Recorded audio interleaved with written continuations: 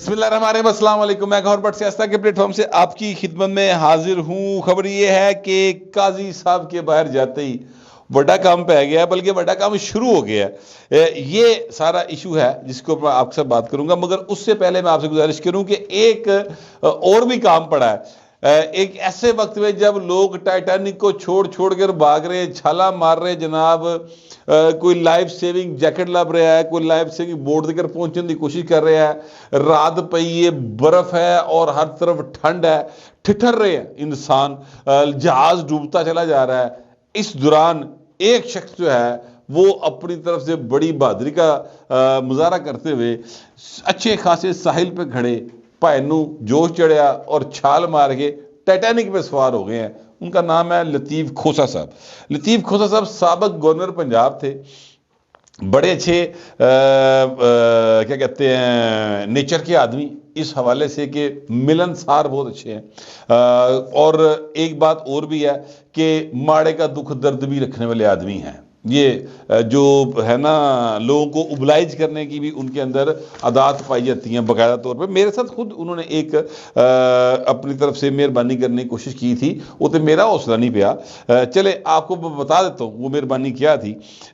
لطیف کھوسہ صاحب گورنر پنجاب بنے، میں بھی ظاہر ہے کہ ان کے پرانے شناساؤں میں سے ایک شناسا تھا، یا یوں کہہ لیں کہ یہ جو ہمارے کامریڈز کا ایک قبیلہ ہے اس کے وہ سرخیل تھے، تو اسی پائن فالورز دے وچوں سا، اور آج کے نہیں بڑے پرانے ان کے ساتھ یاد اللہ تھی۔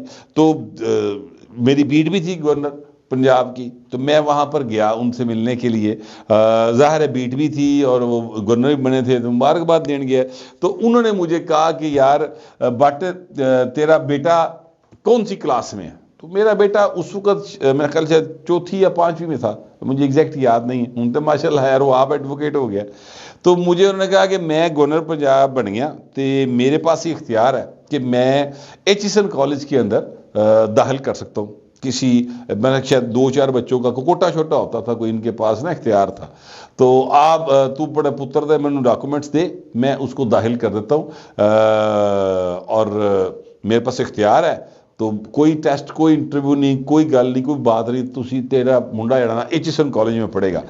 اچھا اب یہ سچی بات ہے، میرے نال دا جڑا ماڑا آدمی نا، اسی ایچیسن کالج دے دوروں لنگنے ہیں اور نہر دے کولوں بھی لنگنے، نہر سے گزرنا ہوتا ہے تو اتوں بھی لنگنے، تو ذرا غور نہ نہیں دیکھی تھا ایچیسن کالج نو، اس لیے کہ وہاں سے مجھے تو سچی بات ہے ادروائز ہی غریبوں کے خون کی بو آتی ہے، ٹھیک ہے، میرا تو معاملہ بالکل ڈیفرنٹ ہے۔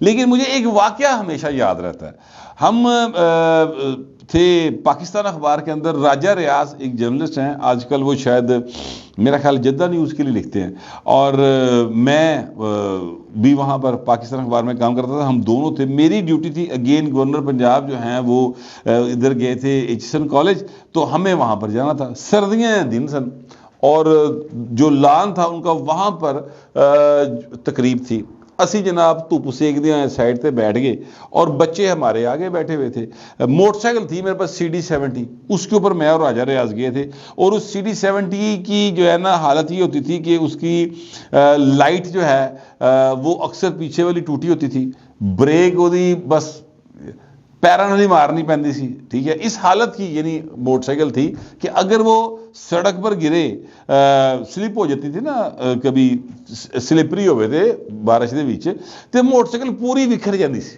سیٹ کتے پئی ہوندی سی، ٹینکی کتے پئی ہوندی سی، ٹاپے کتے پئی ہوندے سن، اس قسم کی ہماری موٹر سائیکل تھی۔ اس کے اوپر ہم گئے تھے وہ کور کرنے کے لیے۔ اب ایک بچہ، وہ چوتھی پانچویں کلاس کے بچے تھے، وہ دوسرے سے بات کر رہا ہے، اور مجھے آج تک یاد ہے وہ کیا کہہ رہا ہے، وہ کہتا ہے یار یہ جو فلاں بچہ ہے نا، یہ بڑے غریب لوگ ہیں، انہیں کیسے، انہیں کہا ایک ہی گاڑی ہے ان کے پاس، میرا خیال ہے اسی پہ آتا ہے اسی پہ جاتا ہے، لیکن کون سی، انہیں کہا ہونڈا ایکارڈ ہے۔ اب میں 99 دی گل کر رہا تھا، 1999 دی، تو اسی پہ وہ آتا ہے اور اسی پہ واپس جاتا ہے، بڑے غریب سے لوگ ہیں۔ اچھا اب یہ جملہ میری یاداشت میں موجود تھا جس وقت لطیف کھوسہ صاحب نے مجھے کہا کہ میں تیرے پتر نوں تے داخل کرا دینا، ظاہر ہے کون باپ نہیں چاہتا کہ اس کا بچہ اچھی سے اچھی تعلیم حاصل کرے، لیکن میرے ذہن میں یہ جملہ بھی تھا اور میرے ذہن میں وہ ساری باتیں تھیں جو ہم ایشیا سرخ دے نعرے مارتے ہوئے جڑا نا ہمیں بتائی گئی تھی یا ہم نے آبزرو کی ہوئی تھی. تو میں نے ان سے کہا کہ میں کہا سر گزارش ہے کہ میں تو اس کی فیس افورڈ نہیں کرتا، اور دوسری بات یہ ہے کہ میں تو نہیں چاہتا کہ میرا بچہ جو ہے ان لوگوں میں جا کر بیٹھے جن کے خلاف ہم نے جدوجہد شروع کی تھی. ٹھیک ہے، تو میں تھے پاجی میں نہیں کر سکتا یہ حرکت. لیکن یہ کھوسا صاحب کی ایک میں نے صفت بیان کی ہے کہ انہوں نے مجھے اس وقت میں یاد رکھا. ہمارے کئی دوستوں کے بچے وہاں سے پڑھے ایچسن کالج سے، تو میں نے اپنے بچے کو جو ہے وہ ایچسن کالج میں پڑھانا اسی لیے پسند نہیں کیا. دو وجوہات، ایک تو میں نے آپ کو بتا دی کہ چلو اوکھے سوکھے ہو گئے اسی دوویں جی کمانے تھا، بندہ فیس فوس بھی کر آئی لینا کو ماڑی موٹی ہے جی. لیکن ایک مسئلہ اور بھی تھا، وہ یہ کہ حضور جن کے خلاف میں بچے نو ٹرینڈ کر رہے ہیں اور آپ میں ساری زندگی ٹرینڈ ہویا برہمنوں کے خلاف، انہوں نے بالاں نے بال پٹھا دوا جا کے، تو پھر دوگلا پن سا آ جاتا ہے نا. مجھے محسوس ہوتا کہ یار میرا ضمیر گوارا نہیں کرتا تھا. یہ میں اپنی اچھائی بیان نہیں کر رہا، یہ میری ایکچولی برائی ہے. اور اکثر لوگ جو میں اس واقعے سے واقف ہے انہوں نے میں نے اس لیے بڑیاں سنائیں کہ تو کیڑی حرکتاں کرتا پھرنا، پر میں ایسا ہی ہوں تو میں نے ایسی حرکت کی تھی. لیکن لطیف کھوسا صاحب نے اپنی طرف سے میرے ساتھ مہربانی کی تھی. میں نے آپ کو ان کے ساتھ اپنے محبت کا یا تعلق کا ایک ہلکا سا اشارہ دینے کے لیے سارا واقعہ بیان کیا. اچھا، اس کے باوجود لطیف کھوسا صاحب نے آج جو حرکت کی ہے نا، سیاسی طور پہ یہ انہوں نے اپنا باقاعدہ ایک بلنڈر کیا ہے. عمران احمد خان نیازی نے کے ساتھ جا کے مل جانا کوئی عقل مندانہ فیصلہ نہیں ہے، نہ یہ حب الوطنی پہ مبنی فیصلہ ہے، بلکہ یہ یوں سمجھ لیں کہ بندے نے کچیچی وٹ کے نہیں کام کیتا ہوتا، کچیچی وٹ کے کام کیتا ہے کھوسا صاحب نے. میری جو سمجھ ہے وہ یہ کہتی ہے. کیوں؟ اس لیے کہ پہلی بات تو یہ کہ عمران احمد خان نیازی کے ساتھ آپ اگر شمولیت اختیار کرتے تو آپ کی تو ساری زندگی جو ہے وہ یہ کیا کہتے ہیں بیان کرتے گزر گئی کہ اسٹیبلشمنٹ کا سیاست میں رول نہیں ہونا چاہیے. تو عمران خان تے جمعیا پالیا پوسیا پڑھایا لایا، تین ویاہ کرا کے وزیر اعظم بھی اسٹیبلشمنٹ نے بنایا سی. وہ آج بھی کہتا ہے کہ میں نے چولی جبا لو، وہ آج بھی ترلے ڈالتا ہے. آج بھی جو گوہر ہیں ان کے بیرسٹر گوہر صاحب جو چیئرمین ہیں، وہ آج بھی یہ کہتے ہیں کہ عمران خان نے واضح طور پہ کہا، اور بلکہ جو وہ کیا کہتے ہیں شیر افضل مروت صاحب انہوں نے بھی کہا کہ عمران خان نے واضح طور پہ کہہ دیا ہے کہ جو فوج کے خلاف بول لے اس سے ہمارا کوئی تعلق واسطہ نہیں. یہ بھی بات سامنے آئی کہ جناب جو فوج کی، یعنی یہ فوج میں سیاست کے حوالے سے بات کر رہا ہوں، ٹھیک ہے، ویسے تو فوج کے خلاف بولنا چاہیے ہی نہیں، اس لیے نہیں بولنا چاہیے کہ فوج ایک ادارہ ہے. آپ کو کسی پرسن سے اختلاف ہو سکتا ہے. ہمیں جنرل ضیاء سے اختلاف تھا، بالکل تھا، آج بھی ہے. پرویز مشرف سے اختلاف تھا آج بھی ہے. جنرل باجوہ کی سیاسی مداخلت پر اعتراض تھا، تب بھی اٹھاتے تھے، آج بھی اٹھاتے ہیں، ٹھیک ہے. لیکن یہ اینٹی اسٹیبلشمنٹ کا جو ایک تاثر بنانے کی کوشش کرتے ہیں جھوٹ چتالی قسم کا، وہ بھی لطیف کھوسا صاحب کو معلوم ہے کہ ایسا نہیں ہے. وہ یہ بالکل اینٹی اسٹیبلشمنٹ نہیں ہے کسی بھی صورت، ٹھیک ہے.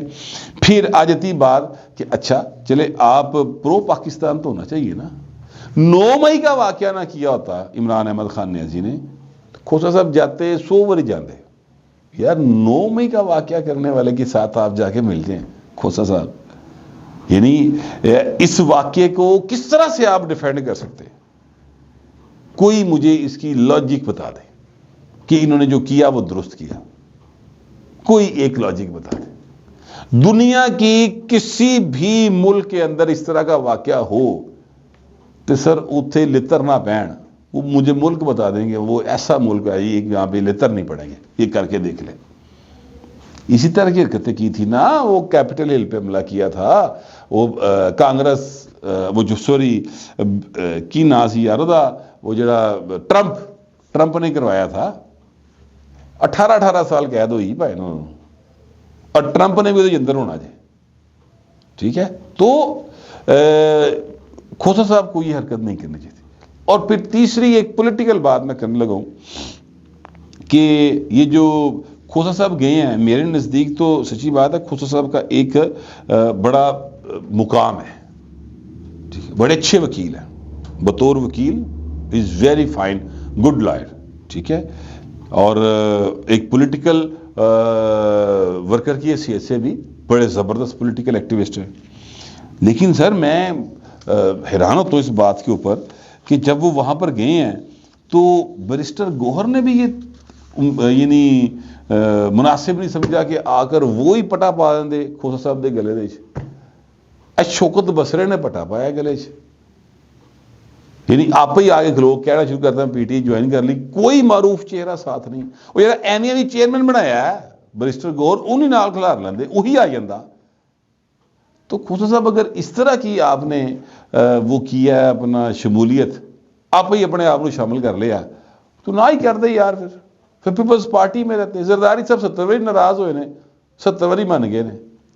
کتنی بار ارتضی سے ناراض ہوئے ہیں پھر مان گئے. آپ سے بھی وہ مان ہی جاتے ہیں.